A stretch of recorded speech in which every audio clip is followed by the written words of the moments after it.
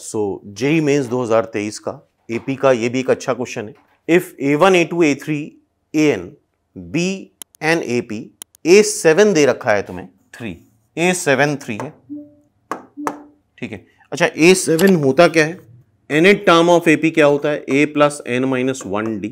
तो A7 क्या हो जाएगा, फर्स्ट टर्म A1 है, 7 minus 1D means A1 plus 6D, ये 3 है। A1 प्लस 6D क्या है, 3 है। A1 A4, A1 तो A1 ही है, A4 क्या होगा, A1 प्लस 4 माइनस 1D मतलब A1 प्लस 3D, ये मिनिमम है।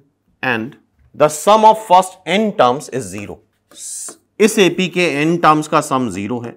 अभी पहले गिवन डेटा को यूज करके वैल्यू निकालते हैं, उसके बाद जो पूछा गया है उसकी वैल्यू निकालेंगे। तो ये मिनिमम है, ये अगर मिनिमम है तो यहां से D को एलिमिनेट कर दो या A को एलिमिनेट कर दो, A1 निकाल लो। A1 क्या आ रहा है, 3 माइनस 6D, ये एलिमिनेट करना आसान होगा।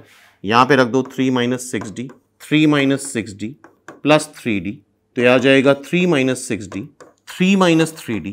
इसको हमें मिनिमाइज करना है, ये फंक्शन ऑफ D ले लेते हैं और इसको डिफरेंशिएट करके हम मैक्सिमम मिनिमा के कंसेप्ट से इसको मिनिमाइज करते हैं। 3 कॉमन ले लो दोनों से, ये 2D माइनस 1 बन जाएगा, ये D माइनस 1 बन जाएगा। मल्टीप्लाई कर लो, 2D square minus 2D minus D minus 3D plus 1, ठीक है। इसको डिफरेंशिएट कर लेते हैं, F प्राइम D, यह आ जाएगा 4D minus 3 is equal to 0। Differentiate करके 0 करो और अगर क्रिटिकल पॉइंट या D की वैल्यू सिर्फ 1 आ रही है, जैसे यहां पे D की वैल्यू 3/4 आ रही है, इसका मतलब इसी के लिए मिनिमा होगा, ये वैल्यू लीस्ट आएगी, मिनिमम आएगी। So this is the answer. अगर 2 वैल्यू आती हैं तो डबल डेरिवेटिव टेस्ट से चेक करना पड़ता है। तो ये एक सिंगल वैल्यू आ रही है और ये सिंगल वैल्यू अगर हम यहां रख दें तो A1 भी निकाल सकते हैं। तो A1 आ जाएगा 3 माइनस 6, 3/4, कैंसिल कर दो, ये 2 ये 3।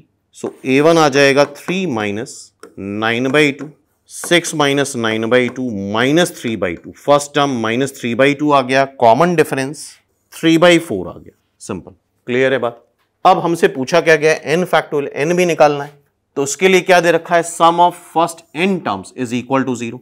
सम ऑफ n टर्म्स क्या होता है, n/2 twice A1 plus n minus 1, जो भी कॉमन डिफरेंस आया है उसको 0 करते हैं।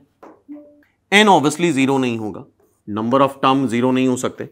A1 हमें पता है, ये 2 हटा दो, A1 पता है, A1 क्या आ रहा है 2 minus 3/2 plus n minus 1, D क्या आ रहा है 3/4 इक्वल टू 0। इसको सिंप्लीफाई करेंगे, n 0 है नहीं तो अंदर वाला 0 होगा और उससे हम n कैलकुलेट कर लेंगे। तो ये क्या आएगा तुम्हारा, 2 कैंसिल हो जाएगा, minus 3 plus 3 times n minus 1 divide by 4 equal to 0, 3n minus 3, ये माइनस 12 इक्वल टू 0। तो n की वैल्यू कैलकुलेट करो, 5 आ जाएगी। 15 डिवाइड बाई 3, 5 आ रही है, n 5 आ गया। A1 भी पता चल गया और D भी पता चल गया। अब हमसे क्या पूछा है, हमसे पूछा है n factorial minus 4ANN plus 2। क्या पूछा है, n factorial minus 4ANN plus 2। n हमें पता है, n 5 आ रहा है, 5 फैक्टोरियल 4ANN प्लस 2, n को 5 रखोगे तो ये 5 ये 7 35 आ जाएगा। A35 ये 120, ये 4, A35 कैसे आएगा, A1 plus 34D। So this is 120 minus 4। A1 कितना आ रहा था, चेक कर लो। A1 आ रहा था हमारा माइनस 3/2, D आ रहा था 3/4, A1 माइनस 3/2, D आ रहा है 3/4, ठीक है।